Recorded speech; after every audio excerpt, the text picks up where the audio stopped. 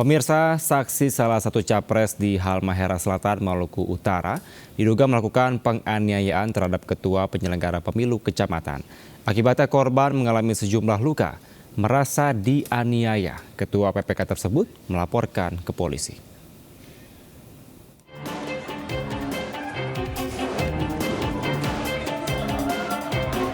Keributan berujung aksi adu jotos tak terhindarkan usai salah seorang saksi salah satu calon presiden di Kabupaten Halmahera Selatan, Maluku Utara, tak terima hasil perhitungan suara dalam rapat pleno tingkat kabupaten jika diduga melakukan penganiayaan terhadap ketua PPK. Kericuan ini terjadi saat berlangsung proses rekapitulasi. Sejumlah aparat kepolisian di lokasi langsung melerai keduanya hingga situasi kembali kondusif. PPK mengaku bukan ada pengurangan suara capresnya, melainkan kesalahan input data sehingga setelah diperbaiki ada penambahan suara terhadap capres yang ia dukung. Sudah saya jelaskan di ruang pleno dan dikoreksi dan sudah selesai di ruang pleno. Tiba-tiba dia isukan di luar bahwa kita ini kurangkan suara salah satu pasangan calon presiden. Bahwa itu adalah menjadi unsur tindak pidana dan selanjutnya kita akan proses sesuai dengan hukum yang berlaku. Kini korban telah melaporkan peristiwa itu ke Mapores Halmahera Selatan untuk ditindaklanjuti. Terduga pelaku dan sejumlah saksi juga telah dimintai keterangan. Alternatif Maluku Utara, Ismail Sangaji melaporkan. Sementara 8 saksi partai yang ikut dalam finalisasi rekapitulasi tingkat Kabupaten Jember tidak menandatangani berita acara finalisasi lantaran banyak manipulasi suara. Ya, akibatnya pemirsa, hasil rekapitulasi tersebut dianggap tidak sah dan melanggar aturan. Usai membacakan finalisasi rekapitulasi dokumen hasil suara untuk caleg DPRD Kabupaten Jember, Komisioner KPUD Jember bersama para saksi dari partai menandatangani berita acara finalisasi rekap suara.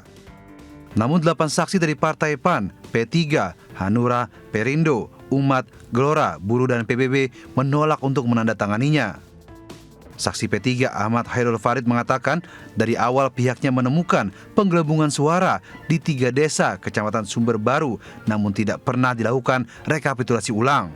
Protes yang diajukan pun sejauh ini tidak ada respon positif dari petugas untuk menindaklanjuti. 111 TPS dilakukan di PPK atas rekom dari Bawaslu ke PPK, jadi di kecamatan.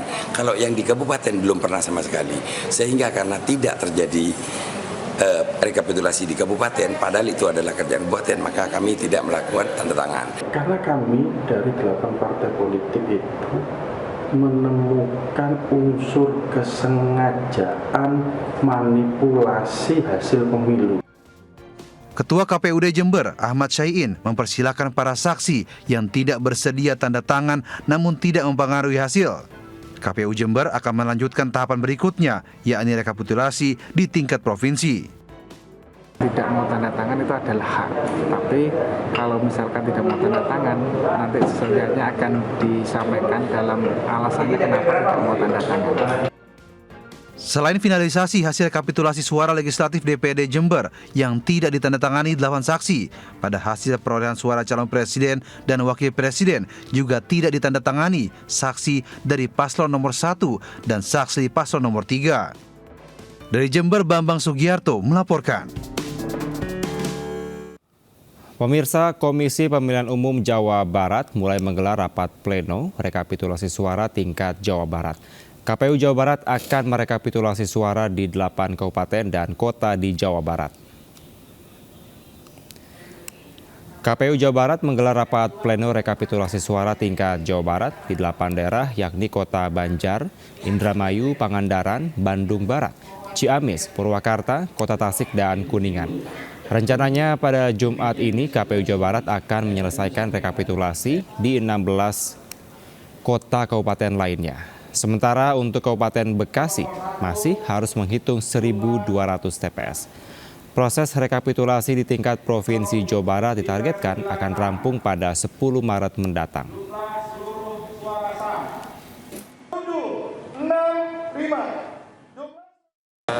Hari ini ada 8 kabupaten kota yang akan kita rekap dan besok juga mudah-mudahan bisa sesuai target 8. Kan semuanya ini tergantung dari kabupaten kota yang sudah selesai melakukan pembahasan rekap di tingkat kabupaten. masing-masing gitu.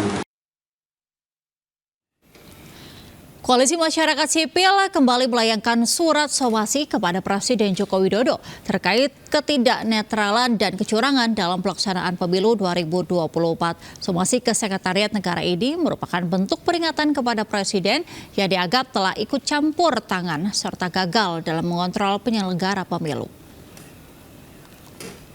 Koalisi Masyarakat Sipil yang terdiri 48 organisasi dan 11 individu untuk kedua kalinya melayangkan somasi setelah somasi pertama pada 9 Februari lalu tidak mendapat tanggapan.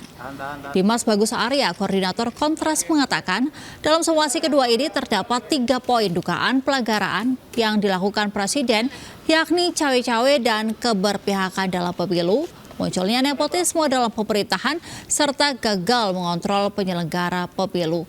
Somasi merupakan bentuk peringatan kepada Presiden untuk menjalankan pemerintahan dengan menjunjung demokratis, bebas KKN, dan mengedepankan aspek kepentingan masyarakat. Koalisi Masyarakat Sipil akan mengambil langkah hukum, pidana, dan perdata jika somasi kedua ini tak diindahkan Presiden.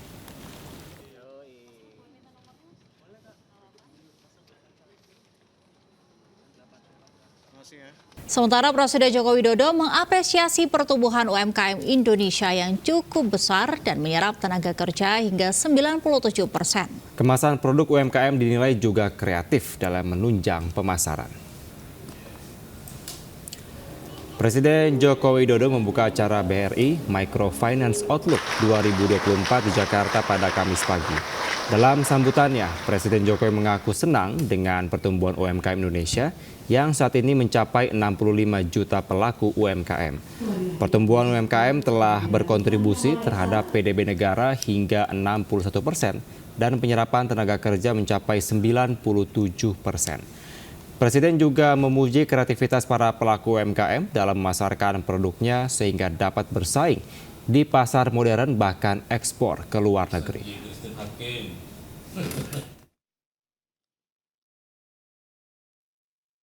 Kerupuk oleh UMKM kita, kemasannya sekarang sudah seperti ini.